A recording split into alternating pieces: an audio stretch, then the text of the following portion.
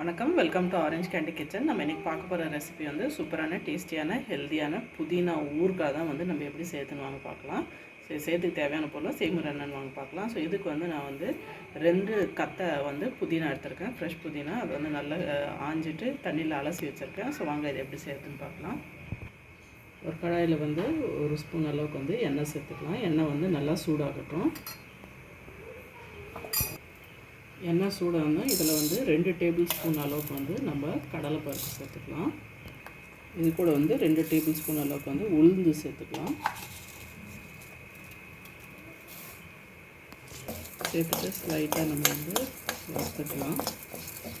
இந்த பருப்பு வரப்படுற டைமில் வந்து நம்ம இதில் வந்து புளி சேர்த்துக்கலாம். ஸோ ஊறுகாய் புளிப்புக்கு வந்து இதில் வந்து நான் ஒரு எலுமிச்சைப்பழம் அளவு சைஸ்க்கு வந்து புளி எடுத்துருக்கேன்.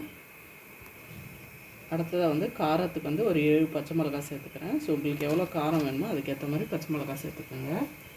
இது கூட வந்து ஒரு 12 பல் பூண்டு எடுத்துக்கலாம். அப்புறமா வந்து 1 இன்ச் சைஸ் அளவுக்கு வந்து இஞ்சி வந்து ரஃபாக கட் பண்ணி வச்சுருக்கேன். ஸோ அதுவும் சேர்த்துட்டு நல்லா இதெல்லாமே வந்து இதோட ராஸ்மல் போகணும். பருப்புலாம் வந்து நல்லா கோல்டன் ப்ரௌன் ஆகிற வரைக்கும் வதக்கிக்கணுங்க. இப்போ இந்த ஸ்டேஜில் பாருங்கள், பருப்புலாம் நல்லா வறுபட்டுச்சு. இதெல்லாம் பச்சை மிளகாலாம் நல்லா வதங்கிடுச்சு.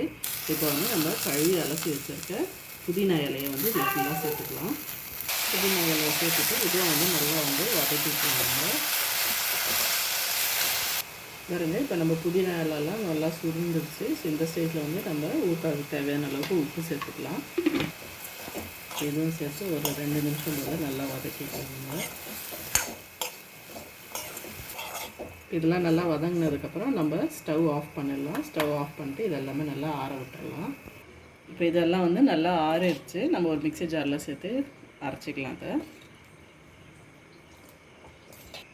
ஸோ பாருங்கள், நல்லா வந்து நம்ம அரைச்சி எடுத்தாச்சு. ரொம்ப மையம் இல்லாமல் ரொம்ப குறப்பாக இல்லாமல் மீடியம் இதுவாக அரைச்சிட்டோம். ஸோ இது வந்து நீங்கள் தொகையெல்லாம் வந்து யூஸ் பண்ணிக்கலாம். சூடான சாதத்தில் போட்டு அப்படியே கூட பிசைஞ்சு சாப்பிட்லாம்.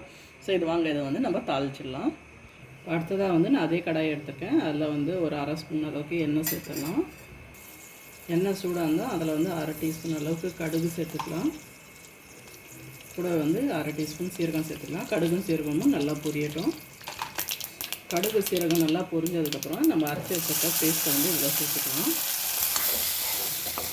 சேர்த்துட்டு நல்லா கலந்து விடுங்க. அவ்வளோதாங்க, நம்மளுக்கு சூப்பரான டேஸ்டியான புதினா துவையல் எல்லாம் புதினா ஊறுகாய் ரெடி. இது நீங்கள் ஃப்ரிட்ஜில் வச்சு கூட அப்படியே வந்து ஒரு வாரத்துக்கு வந்து வச்சு சாப்பிட்லாம். ஸோ தயிர் சாதம், சாம்பார் சாதம் எல்லாத்துக்குமே வந்து சூப்பரான காம்பினேஷன்.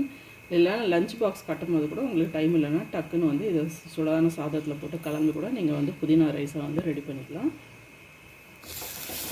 இந்த ரெசிபி உங்களுக்கு பிடிச்சிருக்கோன்னு நினைக்கிறேன். இந்த வீடியோ உங்களுக்கு பிடிச்சிருந்தா லைக் பண்ணுங்கள், ஷேர் பண்ணுங்கள். அப்புறம் மறக்காமல் எங்கள் சேனல் ஆரஞ்ச் கேண்டி கிச்சனுக்கு வந்து சப்ஸ்கிரைப் பண்ணுங்கள். நன்றி, வணக்கம்.